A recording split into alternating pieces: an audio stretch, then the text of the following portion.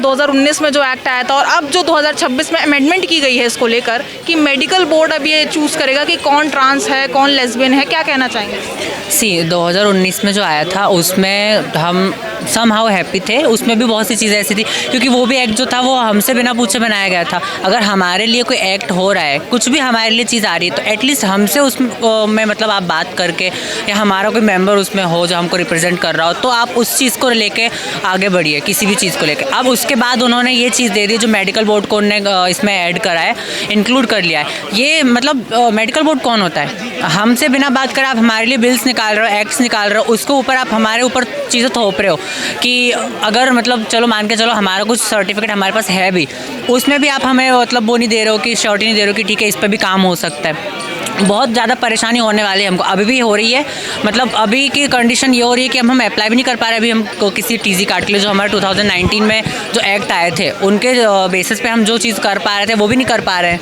वो भी आ गई कि फिजिकल अपीयरेंस से ये चुनना कि आप ट्रांस हैं, आप क्या हैं, लेकिन बहुत से ऐसे लोग हैं जो आपको ट्रांस वुमेन नहीं बन पा रही क्योंकि सर्जरीज इतनी महंगी होती हैं। तो उसके बाद वो लोग कैसे अपने आप को बताएंगे कि हम ट्रांस वुमेन हैं या ट्रांस मैन हैं? ट्रांस मैन और ट्रांस वुमेन, सबसे पहले तो सर्जरी सेम आपने बोला जो कि बहुत ज़्यादा अफोर्डेबल नहीं है, सबके लिए नहीं हो पाती। आज मैं ऑपरेटेड हूँ, है ना, बट मेरी फ्रेंड नहीं है।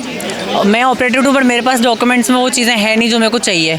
अब वो नहीं हो पा रही है, मेरे को मिलना मुश्किल हो रहा है। हमारे यहाँ वैसे ही इतना सब मतलब बहुत बैक चीज़ें हैं, मतलब जो हमारा कंट्री साइड है, एरिया है ना, डिस्ट्रिक्ट जो हमारे हैं, तो हमें सब ये सब नहीं मिल पा रहा है। तो अभी मेडिकल बोर्ड में हम अगर देते हैं ये चीज़ें कि हमारे पास ये है, हमारे पास वो है, उसके बेसिस पे भी हमको कुछ भी नहीं मिल रहा है, डॉक्यूमेंट्स हमारे नहीं हो पा रहे हैं। तो ये एक्ट आने के बाद तो हमको और प्रॉब्लम होने वाला है। मतलब हम डिमांड्स के साथ आप लोग यहाँ पर आए हैं, क्या डिमांड है?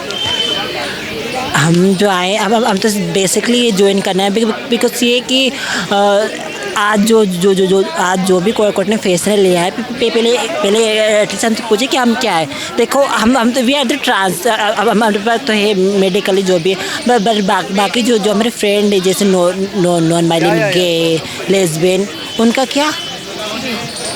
हम बेसिकली हमारे सारे फ्रेंड्स को सपोर्ट करने आए हैं और हम इस बिल के टोटली अगेंस्ट हैं क्योंकि इसमें सिर्फ ट्रांस लोग नहीं आ रहे हैं और अदर आइडेंटिटीज़ हैं जिनको इनने एकदम मतलब खारिज कर दिया है। वो आइडेंटिफाई ही नहीं कर पा रहे किसी को, उनको आइडेंटिटीज़ नहीं दे रहे हैं, उनको उस चीज़ के राइट्स नहीं दे रहे हैं। मतलब ये हमारे मूलभूत अधिकार है ना, हम किस तरह से रहना चाहते हैं ये हमारे राइट्स है। ये हमसे कोई पूछ ही नहीं रहा है कि हम कैसे रहना चाहते हैं और हमारे ऊपर चीज़ें थोपी जा रही है, ऐसे इस तरह के बिल पास करे जा रहे हैं। ये एकदम सही नहीं है, इससे हमें बहुत परेशानियां हो रही हैं और आगे भी होने वाली है। तो हम इसके टोटली अगेंस्ट हैं, हम चाहते हैं कि रिजेक्ट किया जाए बिल।